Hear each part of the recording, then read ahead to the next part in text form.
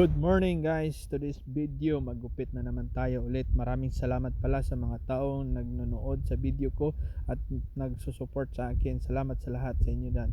At ngayon magupit na naman tayo ulit. Gandang panahon ngayon, mainit at maaliwalas pero mahalamig ang hangin ngayon.